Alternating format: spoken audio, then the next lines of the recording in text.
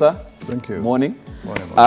Let's start off, of course, where it left. Things are still with the people daily and still in the corridors of justice, but this one's on the domestic front. I'll just ask Joy, is there a way these things can be done closed door? Because what we're seeing right now between Kaitany and Linturi, absolutely ugly. However you look at this, yes, some people might say these are, public figures and we have the right to know, but how much do you need to know? No, because the parties to a divorce have the right to ask their matter to be heard in camera. And in most instances, usually it's heard in camera. To an extent, even when it's listed on the cost list, they wouldn't write the names. So if it was my husband and I, it would be JBM versus, SOD. It wouldn't be your full names so that everybody knows this is a divorce matter. So in this particular instance, it's a bit curious why their advocates decided that this matter should be had in open court for starters and on camera for... Because the drama factor is not helpful.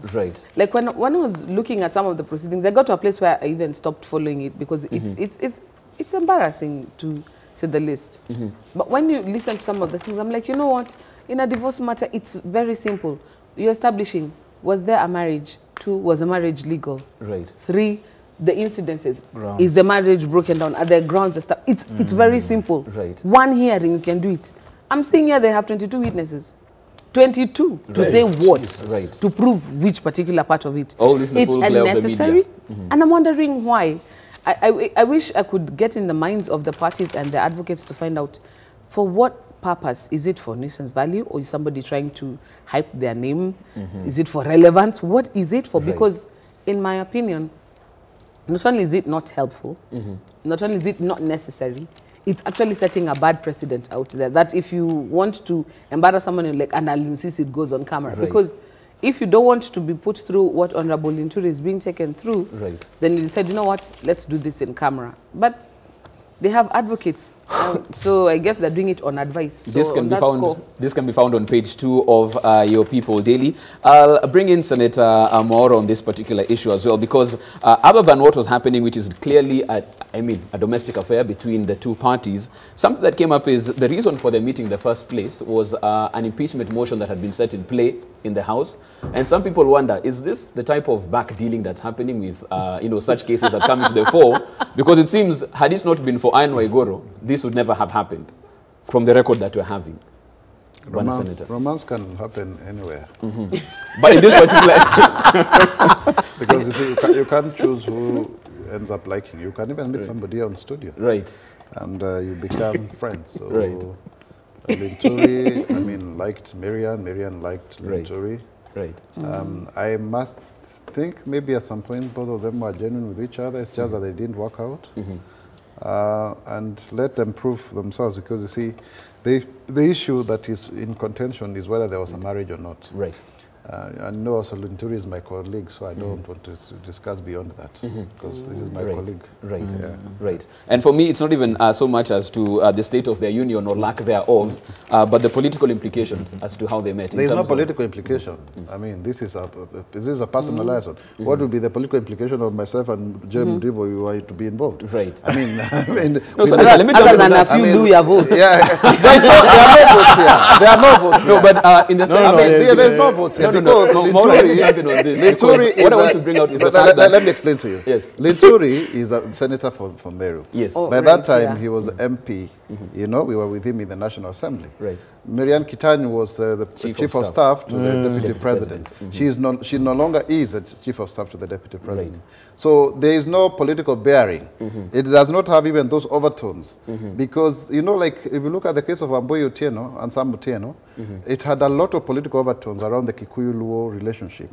Because of the cultural issues of Omira Kager. You remember those days. And of course, later on, Mamboy did something very interesting, because she married a very young person and therefore justified that women could also get younger men. But in this case, it's just it's a saga. It's like a telenovela. I mean, people are just looking at the drama. I just perhaps slightly want to take a different direction, because politicians are very smart people. And if they met in high school or drama festivals in college, then at least perhaps we will be would say that we can throw away the political element. Right. But when two politicians meet, it's always politics at first sight. Never love. You know, sometimes never love, because politicians are in love with politics. Streetworthy, it's politics. You know, sometimes, and really even looking at the position of the two, there's a lot of political expediency to exploit. I mean, it's the truth of the matter. Right. One is working for one of the most powerful Kenyans in the country. The other one is a member of parliament. And perhaps we know what goes on in parliament. I don't want to comment that further. But the truth of the fact is that you cannot negate political advantage in this. Right. And looking at the vitriol, this is not just love. I mean, somebody somewhere played somebody from a political standpoint, and somebody needs to suffer. Right. I mean, if you look at this, why go public on all this? You know, I sympathize for their children, truly. I mean, because even their lawyers have taken a tangent of shaming with contradicting information. And one of the lawyers is a good friend. Both lawyers, Linturi lawyers, are friends of mine, Wajakoya and Omari. I mean, they've taken a tangent of let us now go into the shame. Forget about earlier statements or whatever it is. But truth of the matter is that there's a lot to lose for both of them. And I think much more especially for Mr. Linturi. I think sometimes the most painful thing for humans to do is just to swallow pride and just take this on the side and say, you know what, it doesn't matter what I did. I am absolutely sorry. Because divorce courts are very ugly. By the time you're done with a divorce case, you will likely not have any dignity that has remained in you. Right. The shaming and the grossing and the whatever it is, it's beyond any human can bear. Right. Because I mean, after this, when the dust settles and they walk in public, they are completely naked. They don't even have undies on them. You know, it's just like soft porn when I watched it. I must say, it's ugly. It's absolutely ugly. I must say also the judicial officer has a role in ensuring that there's decorum in their courtroom. Yeah. I'm not saying this to criticize how my brother is running his courtroom, but in my opinion, like when I was in that position, you can tell the parties, all I want to hear is, because you know what you're supposed to prove, all I want to see is, can we establish a valid marriage? Can we establish a breakdown in the marriage? What are the grounds? Can we establish the proof of the grounds? But the rest of the side shows I'm not interested in. And I would keep people on that tight leash. And if you start veering off, I'm like, counsel, even if you are representing yourself, I'd be like, oh, Alinichapa, can you put them? I'm like, I'm not interested. Did you report the police? Now that's the one I'm to hear. The one that you have documentation, that's the one I'm to hear about. Right. If the judicial officer also says, you know what, mine is not a circus, I'm not going to run this as a...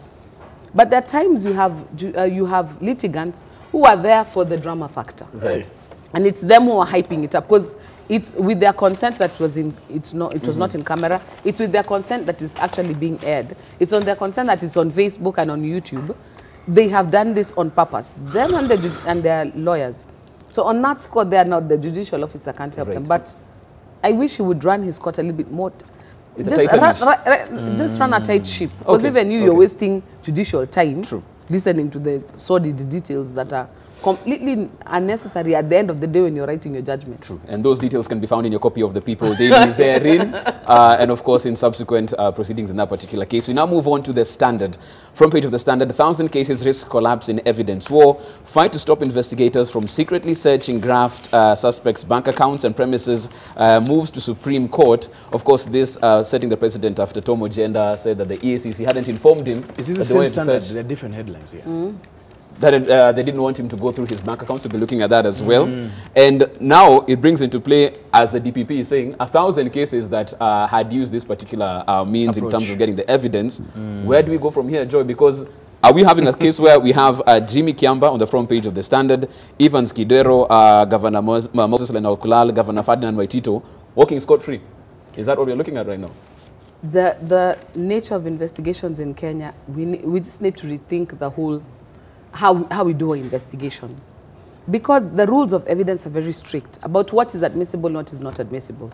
And if evidence is gathered in a manner that is not deemed acceptable, even if it's good evidence, you cannot use it. And if it's the only evidence you have, then your cases risk collapse. Right. And we've said this before.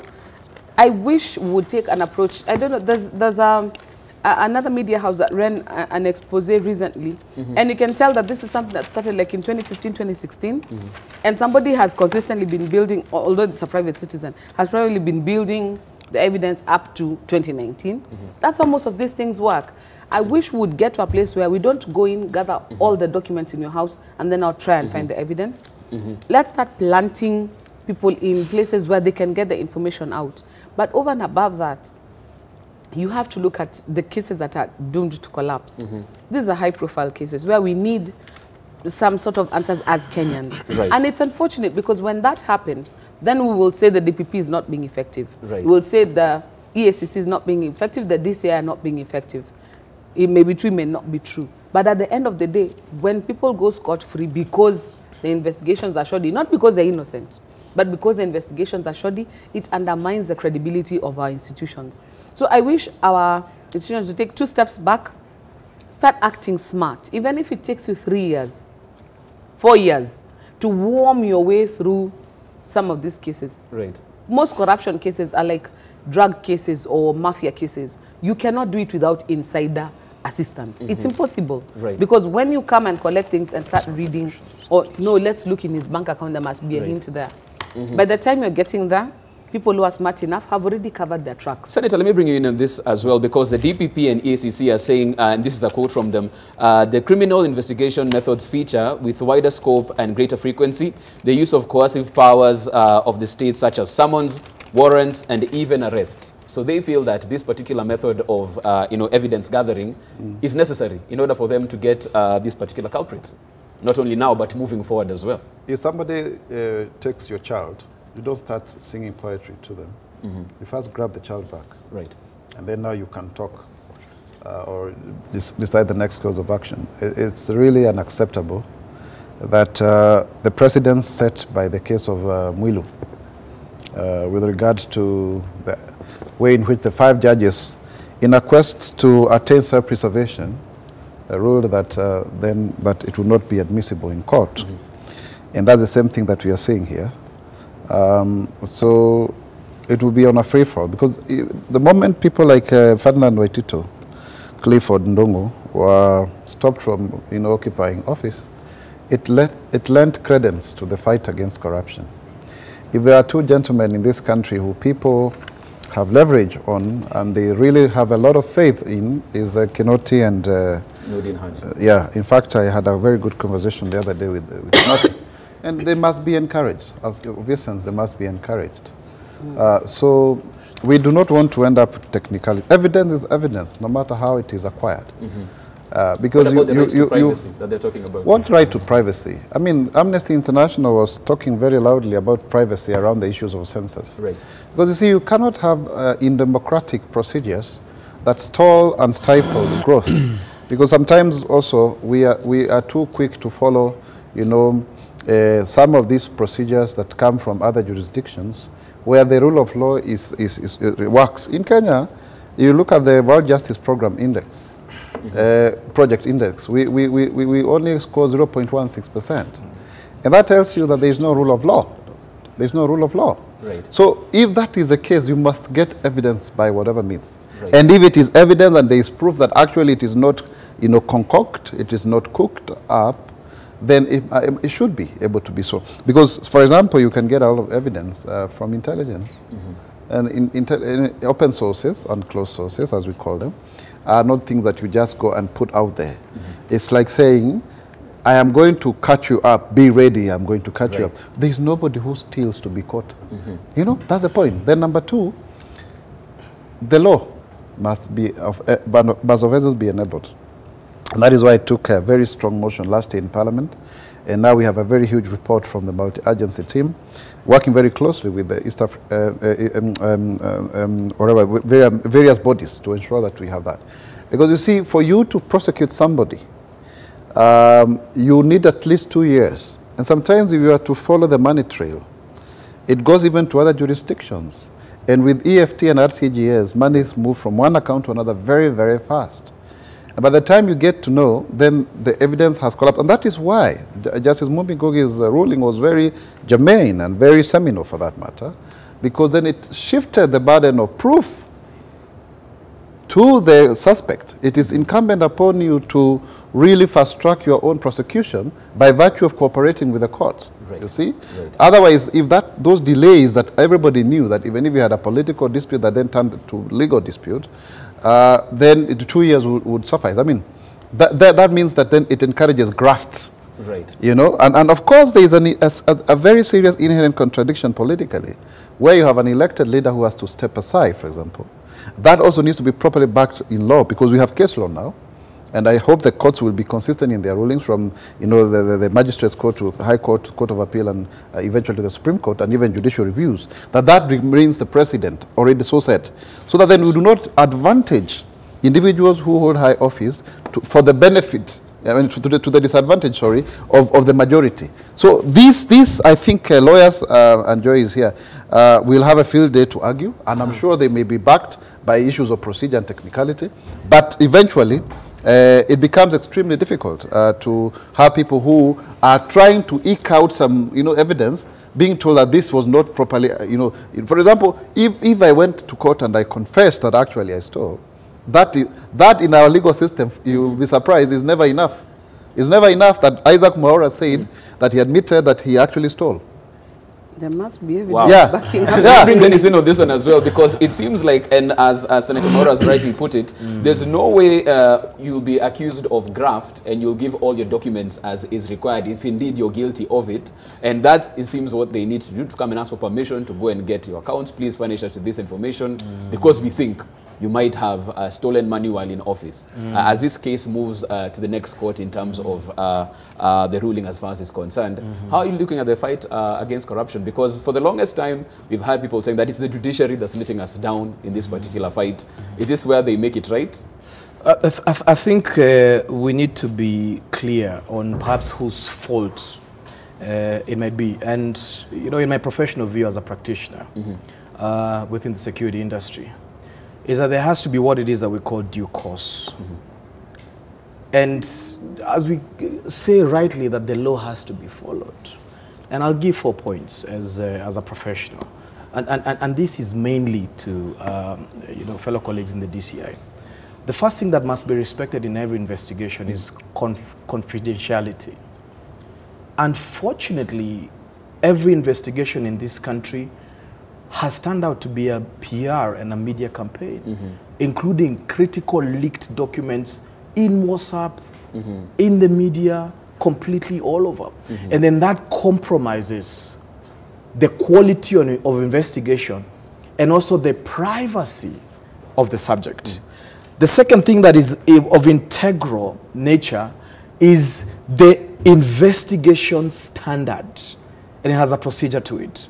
Are we following the law, even when we are investigating? The other one, of course, is the standard of evidence. That is what the court looks at, versus vis-a-vis the law. You know, and they can disqualify based on that. The other one, which is integral, and we seem to abuse this in this country, is the right and obligation of the subject. You know, presumption of innocence until proven guilty. Professional and impartial throughout the investigation. And due care in terms of the process. Because there's no need of you doing X, Y, Z and thereabout, hounding guys abruptly into court, and then the case fails. Because the quality of investigation, the quality of evidence, confidentiality, the rights of the accused, because the law seeks to establish that, the judge will look at that.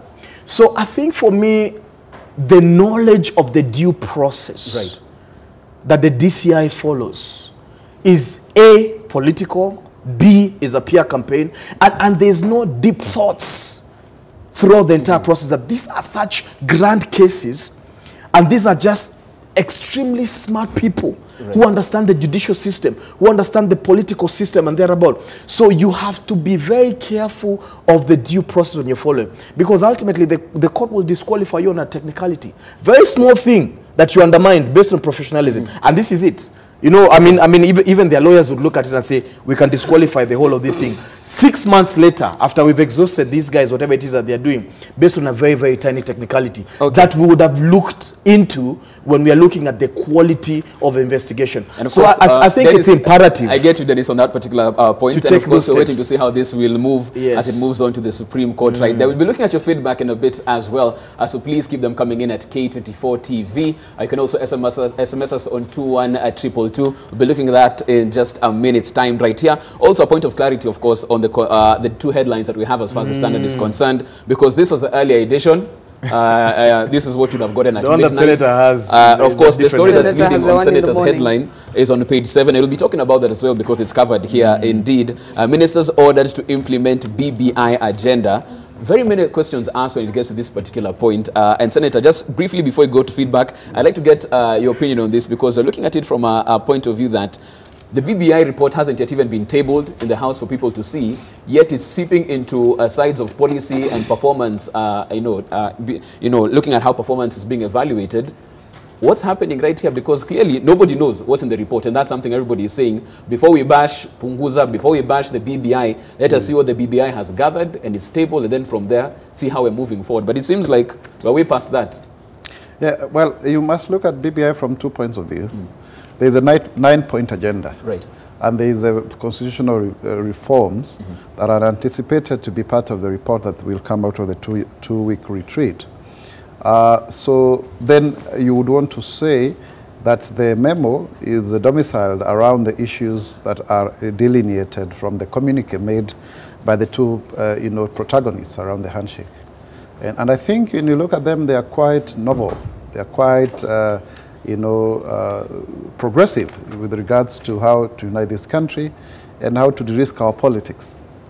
The substance of it then would be encapsulated in the, the various legislative amendments that would, occasion the review of the Constitution as provided for in Chapter 16 of the Constitution. So really, in short, what I'm trying to say is that there is agency in Joseph Kenywa saying so. This is the head of public service and of course from the presidency. I can see Dennis disagreeing with that, and we'll be coming to your point on that as well. But right now we have some feedback from you as well. At K24 TV is where we're getting them across our social media platforms, and of course on SMS on 21222. We have Mbuvi on the other side. Good morning, Mbuvi. Yes, sir. How are you doing? Very well. Let's looking fantastic. Yes. Let's get into Twitter first of all. There's Samuel Kimani who says, we pay KWS to get into the parks, the professionals in running the parks. We in return should get professional advice from KWS that will help lower to avoid the risk. This was a glaring risk according to Samuel. Thank you very much, Samuel, for that.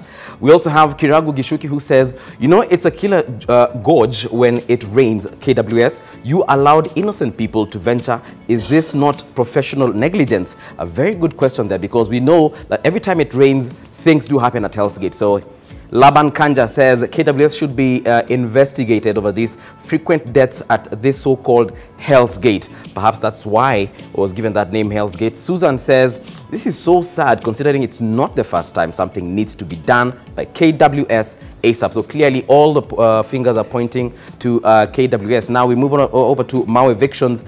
Benny Msa says, no, I think it's high time we stop politicizing everything, evacuating Mau residents, not considering we have candidates who are at their last term. That's the place they have been calling home for years. All right, we also have Wanjeri who says, I don't believe that it is their fault that they are there. Common Wanainchi are being treated like criminals. Way. Probably one more from Ted Munyoki who says, people should not be evicted without being given another piece of land to settle. I don't know how that works, but how did you find yourself there in the first place? Then we have James Kisula who says, politics aside, our water towers must be guarded. Nevertheless, human life should be treated with dignity, and those affected must be compensated if really they hold title deeds, which is absolutely true. I do agree to some extent with all that. Something needs to be done. Right now, though, we take a short break, and then when we return, the conversation continues with Waishimi and, of course, Jeff Mote.